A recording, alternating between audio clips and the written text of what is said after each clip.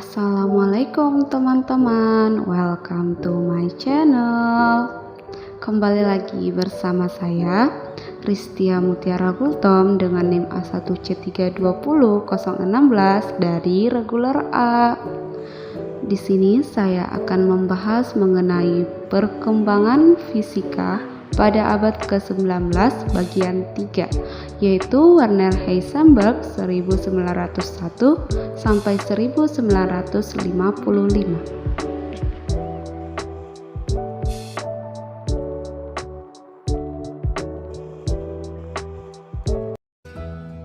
Bahasan yang pertama yaitu biografi Werner Heisenberg. Nama asli beliau adalah Werner Karl Heisenberg, merupakan seorang ilmuwan ahli teori subatom dari Jerman. Werner Heisenberg lahir pada tanggal 5 Desember 1901 dan wafat pada tanggal 1 Februari 1976. Pada tahun 1932, beliau memenangkan penghargaan Nobel dalam bidang fisika.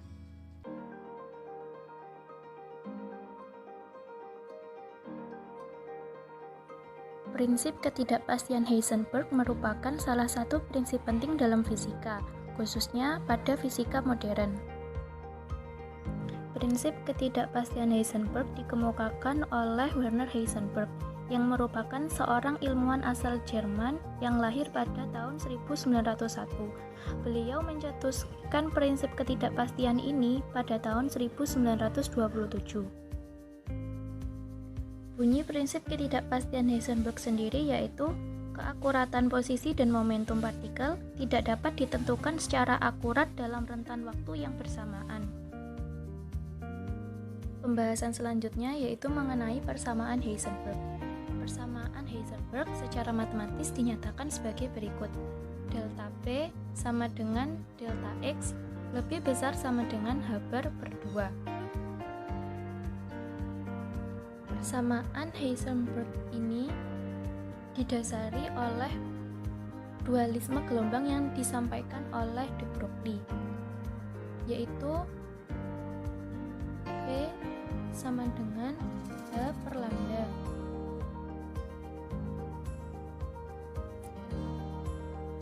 P sendiri merupakan momentum,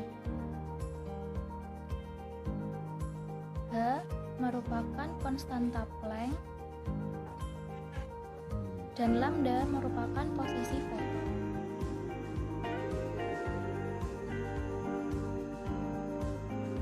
Seperti yang kita ketahui bahwa besarnya konstanta Planck adalah 6,62 kali 10 pangkat min 34 dengan satuan joule sekon. Seperti yang kita ketahui bahwa seiring berjalannya waktu, maka momentum akan terus berubah, sehingga di sini P diubah menjadi delta P sama dengan H per lambda. Diketahui bahwa lambda sebagai posisi foton nilainya sama dengan lambda sama dengan X yang merupakan posisi partikel. Sehingga di sini dapat dirubah delta P sama dengan H per, karena partikel juga berubah-ubah posisinya sehingga dituliskan sebagai delta X seperti ini. Kemudian kita pindah delta X menuju ruas sebelah kiri, didapatkan delta P kali delta X sama dengan H. Sehingga didapatkan persamaan sebagai berikut ini. Persamaan ini merupakan persamaan awal Heisenberg. Kemudian disempurnakan bentuknya menjadi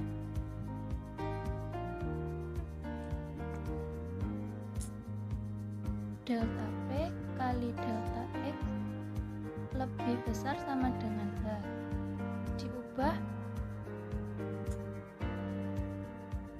Diubah tanda lebih besar sama dengan, karena menurut Heisenberg tidak ada hasil yang benar-benar sama, sehingga simbolnya diubah menjadi lebih besar sama dengan. Kemudian untuk mendapatkan simbol H bar ini diketahui bahwa H bar itu nilainya sama dengan H per 2pi.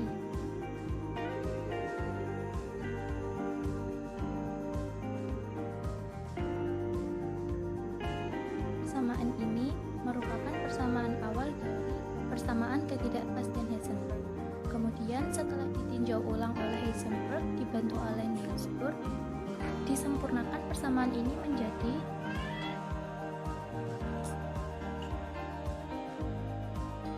delta P kali delta X lebih besar sama dengan H per 4pi. Mengapa diubah menjadi simbol lebih besar sama dengan? Dikarenakan menurut analisis yang telah dilaksanakan tidak ada benar-benar nilai yang bernilai sama, sehingga simbolnya diubah menjadi lebih besar sama dengan. Kemudian untuk mendapatkan nilai H bar di persamaan awal, di persamaan Heisenberg-nya, diketahui bahwa besar nilai H bar sama dengan H per 2pi, sehingga dapat dituliskan delta P kali delta X lebih besar sama dengan H bar per 2. Dan persamaan inilah yang kemudian disebut dengan persamaan ketidakpastian Heisenberg. Kita masuk ke perkembangan fisika pada abad ke-19 yang kedua, yaitu Wolfgang Pauli 1900 sampai 1958. Kita masuk ke biografi of Wolfgang Pauli, di mana Wolfgang Pauli itu lahir pada bulan April pada tanggal 25 tahun 1900 di Vienna, Austria. Ayahnya merupakan seorang ahli kimia dan ibunya adalah seorang pianis. Dia menunjukkan minat awal dalam fisika dan matematika. Pauli sendiri belajar di Universitas Munich, di mana dia mendapatkan gelar doktor pada tahun 1921. Dia bekerja sebagai asisten dari Niels Bohr di Universitas Copenhagen. Selanjutnya, Pauli menjadi tertarik pada bidang mekanika kuantum yang baru muncul. Dia mengembangkan prinsip inklusi pada tahun 1925 yang menjadi prinsip dasar mekanika kuantum. Prinsip pengecualian menyatakan bahwa tidak ada dua elektron dalam atom yang dapat menempati keadaan kuantum yang sama secara bersamaan. Karya Pauli memiliki implikasi yang luas untuk pemahaman struktur atom dan molekul. Dia memberikan kontribusi penting pada teori peluruhan beta, di mana Pauli juga tertarik mempelajari gaya nuklir lemah, serta dia juga memberikan kontribusi pada teori relativitas.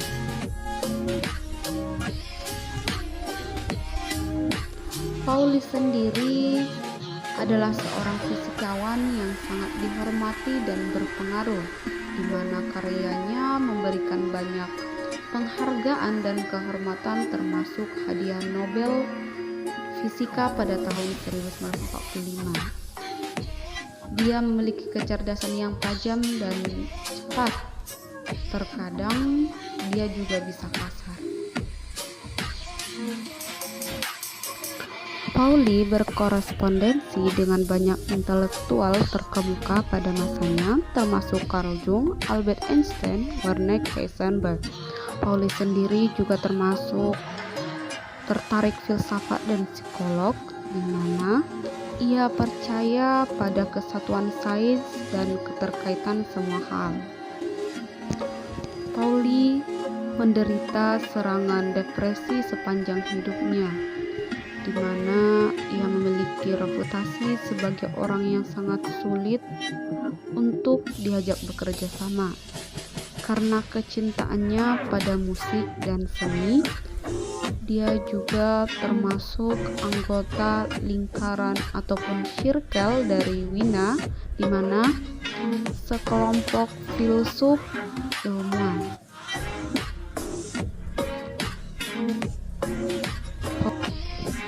Pauli meninggal pada bulan Desember tanggal 15 tahun 1958 di Zurich, Swiss.